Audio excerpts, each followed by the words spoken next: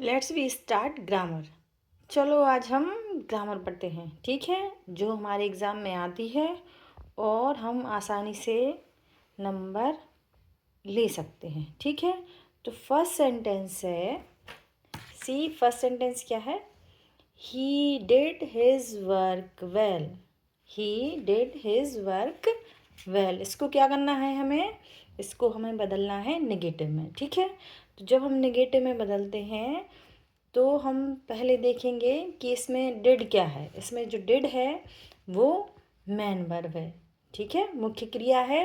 और जब हम नेगेटिव बनाएंगे तो हमें सहायक क्रिया और मुख्य क्रिया दोनों लगानी होंगी। तो और साथ ही क्या लगाना पड़ेगा? नॉट लगाना पड़ेगा। तो आंसर क्या होगा? ही फिर did not do his work well. यहाँ पे जो डिड था वो मैन वर्ब में था, जबकि यहाँ पे ये डिड है वो एक सहायक क्रिया के रूप में है। और डिड काय में बदल जाएगा? फिर डू में बदल जाएगा, जो वर्ब की फर्स्ट फॉर्म है। ओके, तो ये हमारा आंसर हो गया। इसके बाद दूसरा सेंटेंस है, they are selling their house. They are selling their house. तो इसको हमें प्रेजेंट परफेक्ट में चेंज करना है। तो हम हमेशा याद रखेंगे कि जब भी कोई सेंटेंस प्रेजेंट परफेक्ट में बदलेगा तो वहाँ पे जो मेन वर्ब है उसका थर्ड फॉर्म आएगा, ठीक है। और सहायक क्रिया है या हेल्पिंग वर्ब है वो हैज़ या हैव आएगी जब प्रेजेंट टेंस की बात होगी, ठीक है। तो यहाँ पे दे के साथ लगेगा हैव और सेल की थर्ड फॉर्म हो जाएगी सोल्ड, और बाकी जो सेंटेंस है वो वैसा ही रहेगा। तो हमने यहाँ पे सहायक क्रिया को बदला और मेन वर्ब को बदला, जो थर्ड फॉर्म में बदल गई। तो ऐसे हमारा सेंटेंस बन जाएगा। फिर इसके बाद थर्ड सेंटेंस है। थर्ड सेंटेंस क्या है? She did not shut the door. She did not shut the door. इसको हमें नेगेटिव से अफर्मेटिव में बदलना है। नेगेटिव मतलब नॉट वाले सेंटेंस और अफर्मेटिव मतलब सिंपल सेंटेंस या सकारात्मक वाक्य, ठीक है। तो इसको जब हम बदलेंगे तो सबसे पहले तो नॉट हट जाएगा, और डिड है तो यहाँ पे डिड नॉट पूरा हट जाएगा और केवल जो मुख्य वर्ब है उसका सेकंड फॉर्म आएगा। ओके, तो सी शट द डोर, इसका आंसर क्या हो जाएगा? सी शट द डोर। इसके बाद फोर्थ सेंटेंस है, ही हैज़ टेकन टी। इसको हमें बदलना है इंट्रोगेटिव में। इंट्रोगेटिव का मतलब होता है कि प्रश्नवाचक। प्रश्नवाचक के वाक्य जब भी आएंगे तो आपको कुछ नहीं करना है, केवल सहायक क्रिया है उसको कहाँ ले जाना है? आगे ले जाना है। तो जब सहायक क्रिया या हेल्पिंग वर्ब आगे आ जाएगी उसके बाद आप पूरा सेंटेंस लिख देंगे, जैसा है वैसा का वैसा ही, और पीछे क्या लगा देंगे? Question mark. केवल सहायक क्रिया को आगे ले जाना है और बचा हुआ सेंटेंस वैसे ही लिख देना है। तो आंसर क्या हो जाएगा? Has he taken tea. इसके बाद फिफ्थ सेंटेंस है, he is too weak to go to school.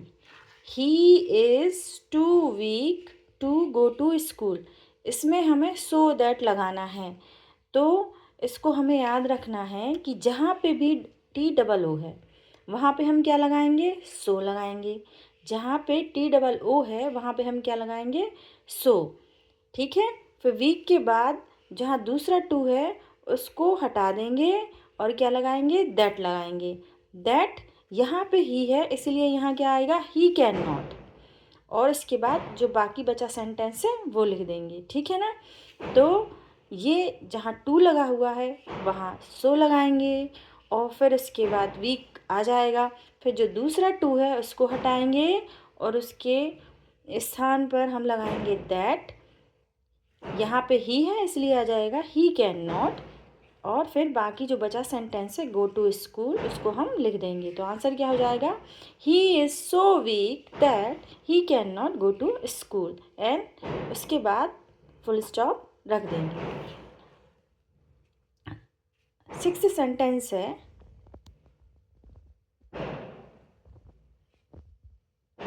The boy is my friend, the boy has won the prize.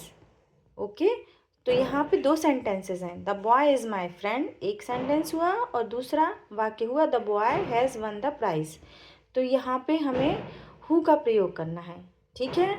तो हम क्या करेंगे, the boy, okay, the boy who has won the prize, the boy, फिर आएगा the boy की जगह who, has won the prize is my friend. तो यहाँ पे ये सेंटेंस बन जाएगा, द बॉय, फिर दूसरे द बॉय की जगह हु आ जाएगा, हैज़ वन द प्राइज़ पूरा सेंटेंस, एंड देन उसके बाद ये फर्स्ट वाला जो बचा हुआ इज़ माई फ्रेंड, ये वाला सेंटेंस लिख देंगे। तो answer, the boy who has won the prize is my friend. फिर 7 क्वेश्चन है, the aunt is a teacher, full stop, the aunt lives in Bombay, यहाँ पे भी हु लगाना है। तो द आंट या आंटी, ठीक है, ये वाला द आंटी, फिर इसके बाद ये यहाँ पे आ जाएगा who lives in Bombay is a teacher. The tea is too hot to drink, इसमें भी सो दैट लगाना है।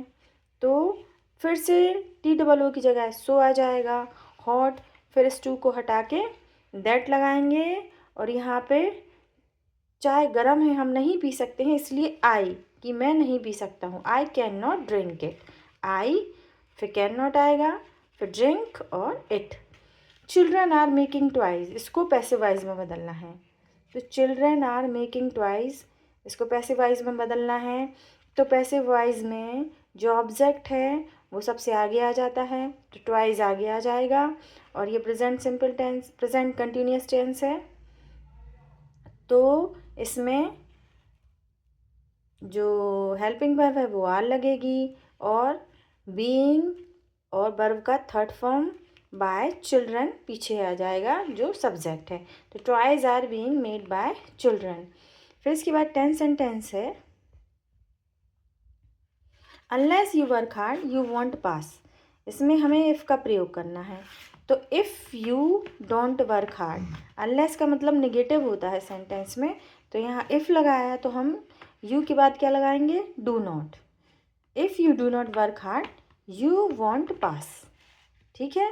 तो यहाँ डू नॉट ऐड हो जाएगा क्योंकि हमें सेंटेंस को क्या बनाना है, निगेटिव, ठीक है, क्योंकि अनलेस यू वर्क हार्ड पहले से ही निगेटिव था, जब इफ़ के साथ इसको बनाएंगे तो हमें डू नॉट लगाना पड़ेगा। If you do not come to school regularly you won't learn your lesson, इसमें भी हमें अनलेस का प्रयोग करना है। तो अनलेस यू कम टू, यहाँ पे डोंट हट जाएगा क्योंकि अनलेस खुद में ही निगेटिव है। तो unless you come to school regularly you won't learn your lesson, और दूसरा वाला सेंटेंस है वो वैसे के ही वैसे आ जाएगा। फिर इसके बाद 12 सेंटेंस है, जिम विल टेक कॉफ़ी, इसको हमें प्रेजेंट परफेक्ट में बदलना है। तो अभी हमने पहले पढ़ा था कि जब प्रेजेंट परफेक्ट में बदलते हैं सेंटेंस को